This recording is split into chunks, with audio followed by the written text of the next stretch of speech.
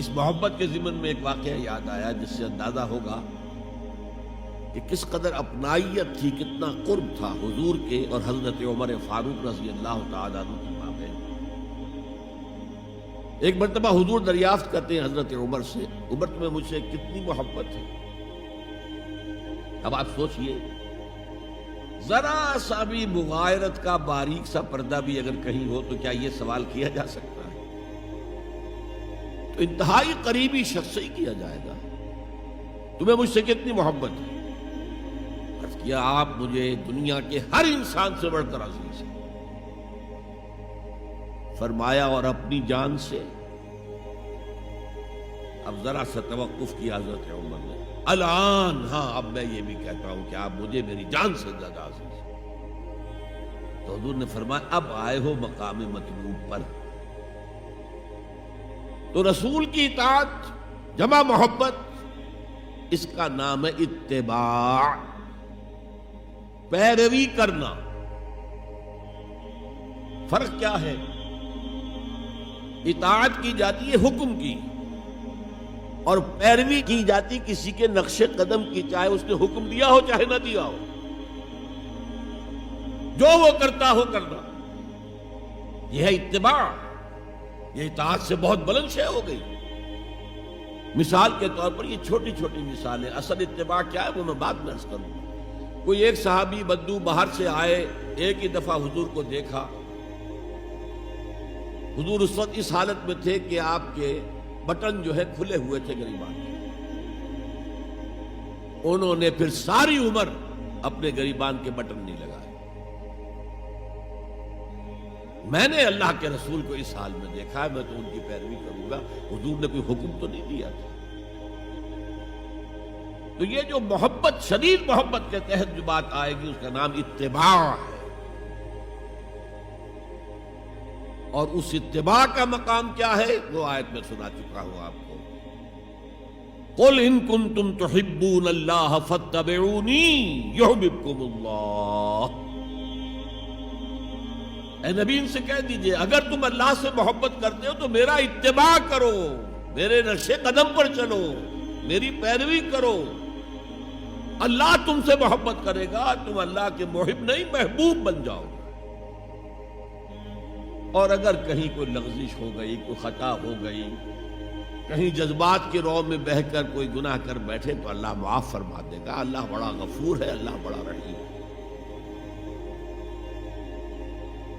مطلب یہ کہ راستہ تم نے یہ طے کر لیا کہ چلنا مجھے محمد کے پیچھے ہے صلی اللہ علیہ وسلم۔ اب چلتے چلتے کبھی پاؤں پھسل گیا، کہیں گر گئے، کوئی بات نہیں، اٹھو فوراً، توبہ کرو اور آگے بڑھو۔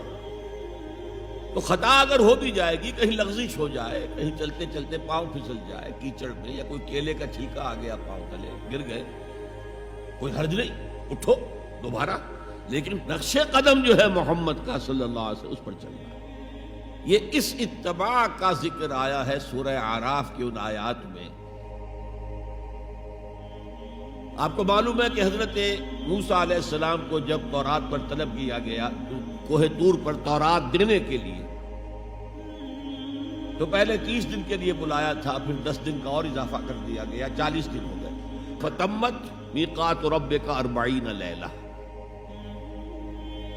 اس اثناء میں پیچھے فتنے میں مبتلا ہو گئے بنی اسرائیل۔ سامری، اس نے ایک ڈھونگ رچایا اور ایک بچڑا جو ہے وہ سونے چاندی کا بنایا وہ بچڑا ڈھال کر کھڑا کر دیا، اس میں سے کوئی تھوڑی سی آواز بھی نکلتی تھی، کوئی ایسی ہے کہ ہوا گزرتی تھی تو آواز سے آتی تھی۔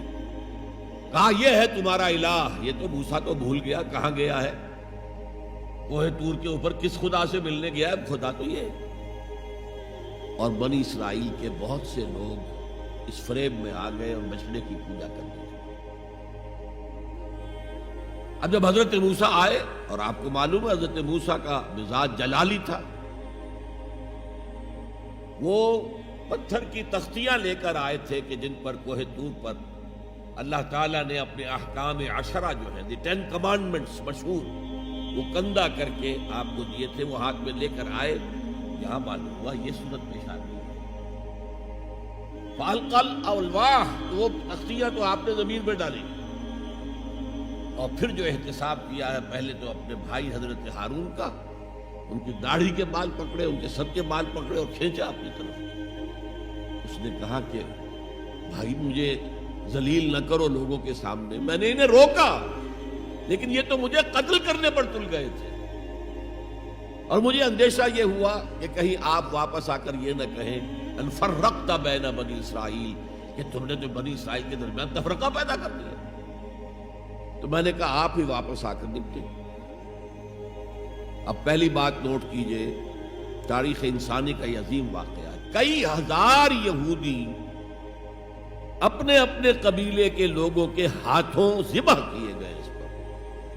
اللہ تعالیٰ نے حکم دیا اور حضرت موسیٰ نے وہ حکم دیا، اللہ کا حکم موسیٰ نے پہنچایا کہ 12 قبیلے ہیں نا، ہر قبیلے کے جن لوگوں نے یہ حرکت کی ہے ان کو اسی قبیلے کے لوگ اپنے ہاتھ سے ذبح کریں۔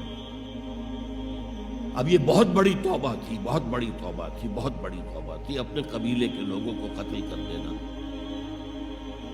پھر وہ 70 نمائندے لے کر تمام جو بڑے لوگ تھے کوہ طور پر حاضر، اجتماعی طور پر اللہ سے عفو و درگزر کی درخواست بھی کرتے ہیں۔ وہاں اللہ نے زبردست زلزلہ بھیج دیا، محسوس ہوا اب سب ہلاک ہو جائیں گے۔ حضرت موسیٰ نے کہا پروردگار تو چاہتا تو مجھے اور اس قوم کو پہلے ہی ہلاک کر دیتا، تو ہمیں نکال کر لایا ہے آل فرعون کے پنجوں سے، تو نے ہمیں نجات دی ہے، تو پروردگار ہمارے لیے اپنی رحمت طے کر دے، لکھ دے، فاکتب لنا، ہمارے لیے طے کر دے، لکھ دے اپنی رحمت۔ اس پر فرمایا اللہ نے دیکھو موسیٰ، میری ایک رحمت تو عام ہے، وسعت کل شیء، رحمتی وسعت کل شیء، ہر شے کے ساتھ،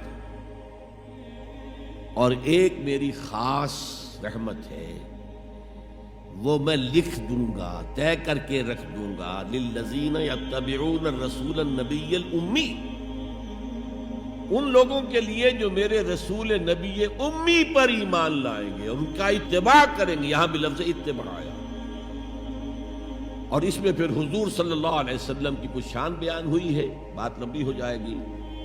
اور پھر فرمایا، یہ گویا کہ اتباع کی تفسیر آ رہی ہے، اتباع کا مطلب کیا ہے؟ فالذین آمنوا بہ وعزروہ ونصروہ واتبعوا النور الذی انزل معہ اولئک ھم المفلحون، تو جو لوگ ان پر ایمان لائیں گے اور جو ان کی تعظیم کریں گے اور جو ان کی نصرت کریں گے، مدد کریں گے، اور جو اس نور کی پیروی کریں گے جو ان کے ساتھ نازل کیا جائے گا، تو وہی ہوں گے مفلحون، وہ ہوں گے کامیاب ہونے والے، فلاح یافتہ لوگ وہ ہوں گے جو یہ 4 رشتے ہمارے اس رسول نبی امی کے ساتھ پختگی کے ساتھ قائم کر لیں۔